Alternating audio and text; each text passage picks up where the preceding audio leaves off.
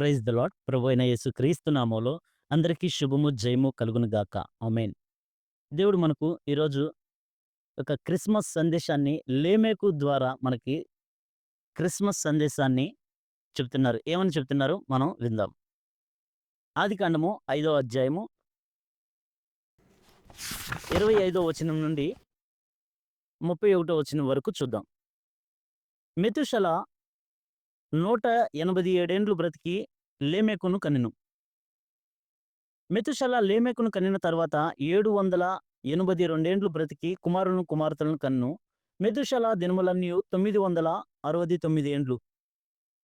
అప్పుడు అతడు మృతి పొందెను. లేమెకు 182 ఏండ్లు బ్రతికి ఒక కుమారుని కని, భూమిని యెహోవా శపించినందువలన కలిగిన మన చేతుల కష్టము విషయంలోను, మన పని విషయంలోను ఇతడు మనకు నెమ్మది కలుగజేయననుకుని అతనికి నోవాహు అని పేరు పెట్టెను. లేమెకు నోవాహును కనిన తరువాత 195 ఏండ్లు బ్రతికి కుమారులను కుమార్తెలను కన్నెను. లేమెకు దినములన్నీయు 777 ఏండ్లు. అప్పుడు అతడు మృతి పొందెను. లేమెకు యొక్క జీవితంలో మనం తెలుసుకోవాల్సిన, దేవుడు మనకు తెలియజేసే విషయాలని, ముఖ్యమైన విషయాలను చూద్దాం. లేమెకు తన తండ్రికి లేటుగా సంతానం దేవుడిచ్చాడు. అయితే ఆదాము గారికి 130 సంవత్సరాలకి పిల్లలు పుట్టారు. షేతు గారు. షేతు గారికి 105 సంవత్సరాలకి పిల్లలు పుట్టారు. ఆయన ఏనోషు గారు. ఏనోషు గారికి 90 సంవత్సరాలకి పిల్లలు పుట్టారు. ఆయన కేయునానును. ఆయన 70 సంవత్సరాలకి మహాలేలులను కన్నారు. మహాలేలు గారు 65 సంవత్సరాలకి సంతానం కలిగింది. ఏరోదును కన్నారు. ఏరోదు గారు 162 సంవత్సరాలకి పిల్లల్ని హానోకును కన్నారు, సంతానాన్ని. అయితే హానోకు 65 సంవత్సరాలకి మెతూషెలను కన్నారు. మెతూషెల గారు 187 సంవత్సరాలకి లేమెకును కన్నారు. లేమెకు గారు లేటుగా సంతానం కలిగింది. అయితే దేవుడు ఆలస్యంలో ఆశీర్వాదం. లేమెకు గారి యొక్క జీవితం ఏంటంటే, ఆయన జీవించిన జీవిత కాలము 777 ఏళ్ళు. అంటే 3 ఏళ్ళు. ఆ 7 అన్న సంఖ్య దేవునికి సంపూర్ణమైన సంఖ్య, ఇష్టమైన సంఖ్య. 777 ఏండ్లకి మనం ఆత్మీయంగా తీసుకుంటే, మొదటి ఏడుగా దేవుడు 7 రోజుల్లో సృష్టిని చేశాడు, మానవుల్ని చేశారు. అయితే రెండో ఏడుగా మానవునికి సంబంధించిన ప్రతి ఇరుకుని, ఇబ్బందిని, కష్టాల్ని దేవుడు తీర్చాడు. రెండో ఏడు 7 రోజులు ఎరుకో గోడ చుట్టూ తిరిగితే గోడలు కూలిపోయినాయి. అలాగే మానవుడికి ఏది అడ్డున్నా దేవుని మీద ఆధారపడితే దేవుడు అది సంపూర్ణం చేస్తారు. ప్రతి సమస్యకు పరిష్కారం ఇస్తారు అనే దానికి సాదృశ్యంగా తీసుకోవచ్చు. మూడో ఏడు 7 దీపస్తంభాలు.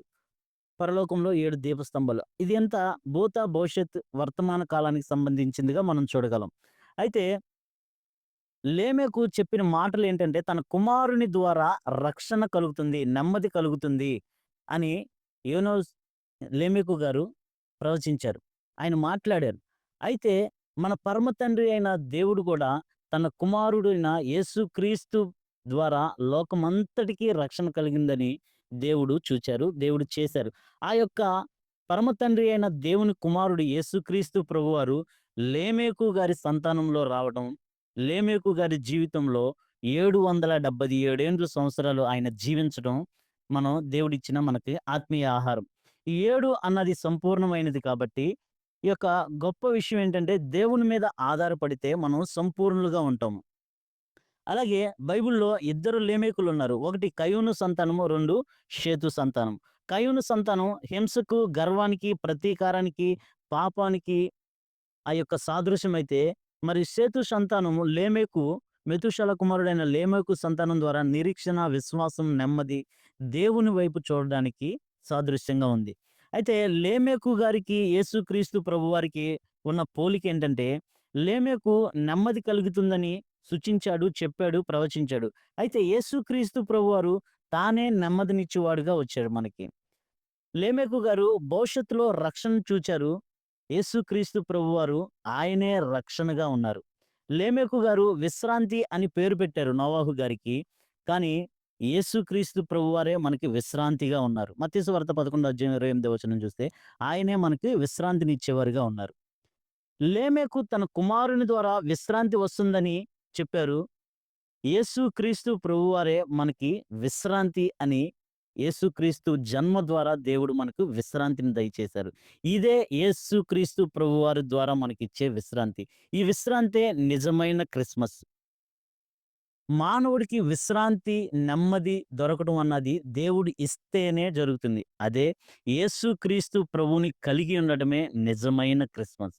అదే నిజమైన విశ్రాంతి. ఆ విశ్రాంతినివ్వడానికే దేవుడు కన్యక గర్భమందు జన్మించి మనకి విశ్రాంతినివ్వడానికి దేవుడు యేసుక్రీస్తు ప్రభువారిని భూమి మీదకి పంపించారు. ఇదే ఎవరైతే యేసుని కలిగి ఉంటారో వారి జీవితంలో నిజమైన విశ్రాంతి.